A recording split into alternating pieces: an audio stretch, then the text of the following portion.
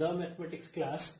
This class is for class 9 and topic we are discussing is statistics. Now in today's class we will be discussing about graphical representation of statistical data. Now what is there in this?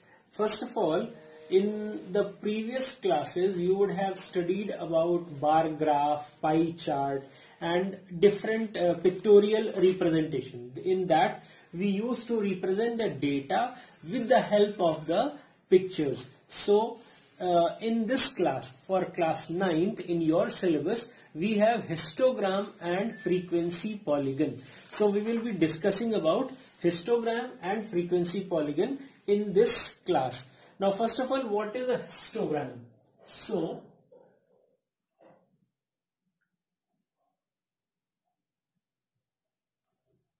what is an histogram? So histogram is used to represent continuous grouped data. Continuous grouped data, I will be taking one example and with the help of that I will be explaining. Let us say I am taking question number 16 in your textbooks, that is on page number 496, question number 16. So with the help of this I will be in this way say in a study of diabetic patients the following data was obtained. Data is given. Represent the above data by a histogram and a frequency polygon. So first of all I am writing age in years, and second thing it is given number of patients. Now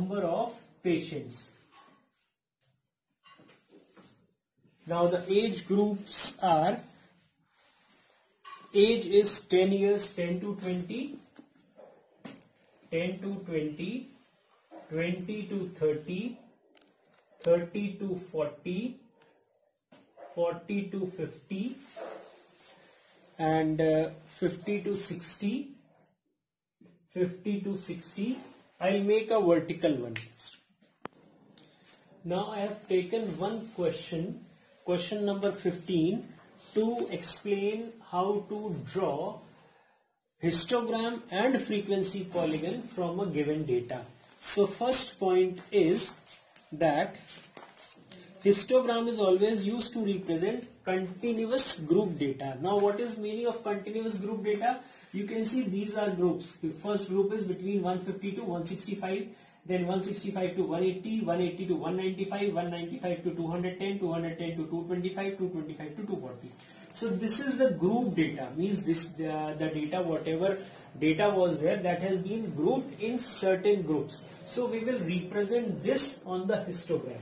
First of all, this group or this is known as class marks. This you have already done in the previous class. This is class mark.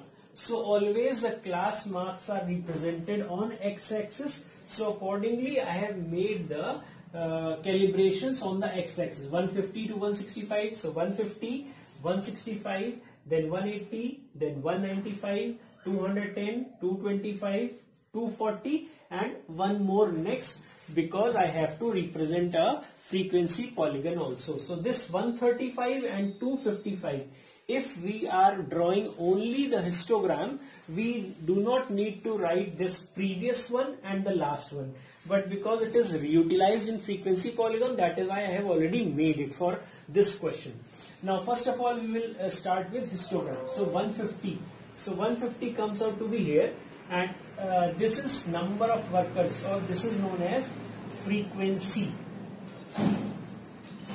Now we know that frequency is always represented on y-axis. Now minimum was 6 and maximum was 22. So accordingly I have divided the y-axis in the groups of, or in the parts of 4. Means first calibration is 4, then 8, 12, 16, 20 and 24. It would have been 24. So up to 24. Why? Because I need only maximum 22. It will come somewhere here. So I have taken up to 24. This is what you have to do. If whatever is your graph size, you have to manage, or you have to arrange your calibrations according to that. Now, so in this what we will do, first of all we will write scale. Now scale is x-axis on x-axis, what you can see, one calibration or 1 centimeter is equal to how many units? 15 units. 150 and 165 is 15 units. 165 and 180 is 15 units. So you can say on x-axis 1 centimeter is equal to 15 units. Number 1. Now on y-axis, what calibrations we have done? On y-axis 1 centimeter is equal to 4 units. This is very important. You can see 1 centimeter I have broke into 4, 4, 4 and 4. So this is very important. That is mandatory. If you are making a graph, scale is very important. If you don't write the scale, you are not going to get any marks. So x-axis, on x-axis 1 centimeter is equal to 15 units. On y-axis 1 centimeter is equal to 4 units.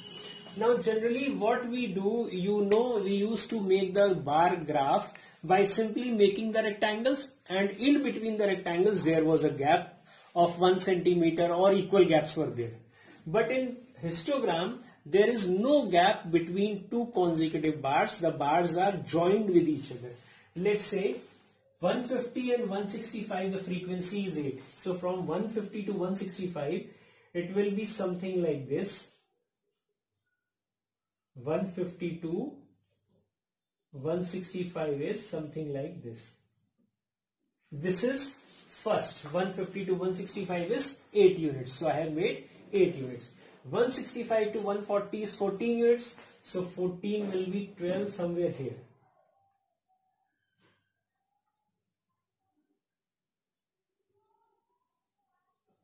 Somewhere here, something like this. Because this is 12, 13, 14, 15, 16. Maybe mid value. Somewhere here. So this is 14 units. 180 to 195 is 22. So somewhere here I think. 195 somewhere here.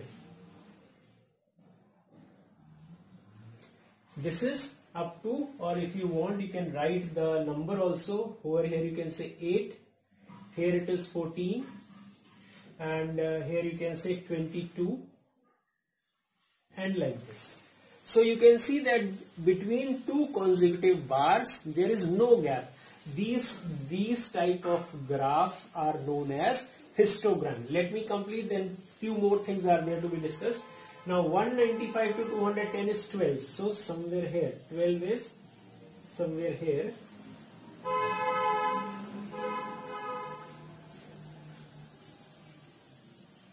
This is 210. 12. Then 210 to 225 is 15. 15 means 15 somewhere here it should come. Somewhere here is 15. 15 and then 6. 4, 5, 6. Somewhere here is your 6. This is 6. This is 15. Then it is 12.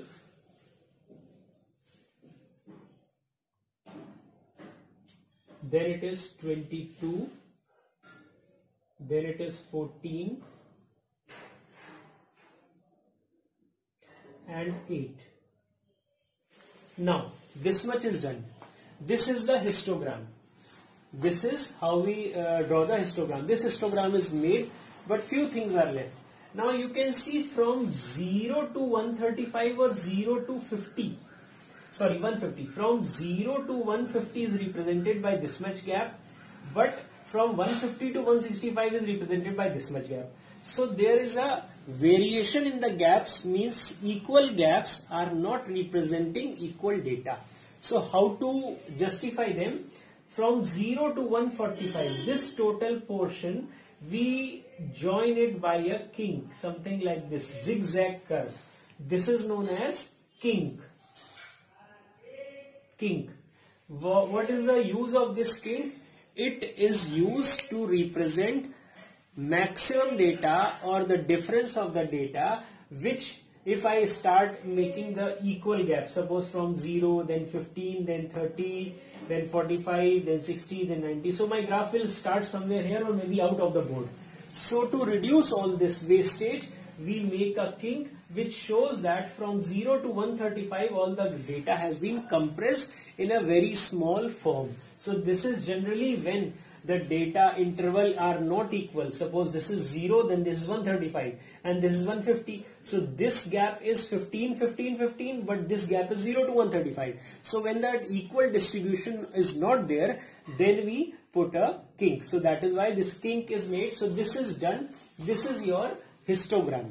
Now second thing is how to make a frequency polygon. So generally what happens when class marks are given, we find the midpoint of the class marks from the graph paper. Suppose 150, so midpoint will be somewhere here in this. Of the width of the bar, we find the midpoint of the class marks. Suppose here is the midpoint of the class mark. Here will be the midpoint of the class mark. This will be the midpoint, and this will be the midpoint, and this will be the midpoint.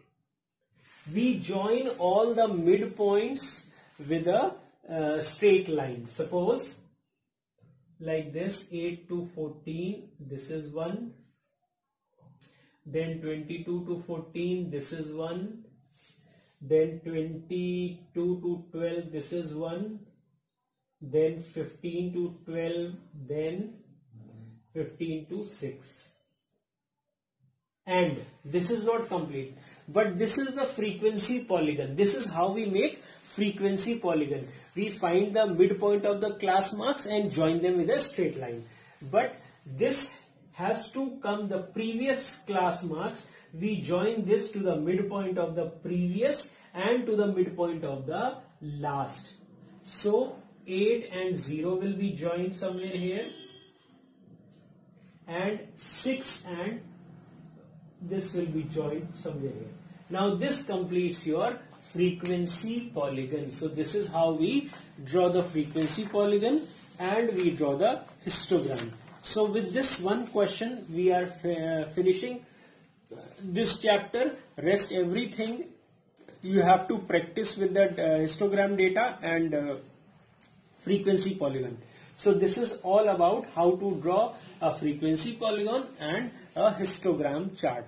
I have covered both these topics in one only. This is simply way to represent the data in pictorial manner. That is all.